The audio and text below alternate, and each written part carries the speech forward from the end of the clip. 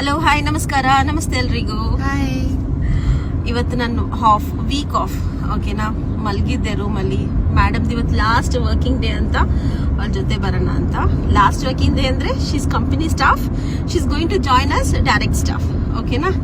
So ಬರ್ತಾ ಇದ್ದಾರೆ, ಮತ್ತೆ ರೀಜಾಯ್ನ್ ಆಗ್ತಾರೆ 2 ತಿಂಗಳಾದ್ಮೇಲೆ.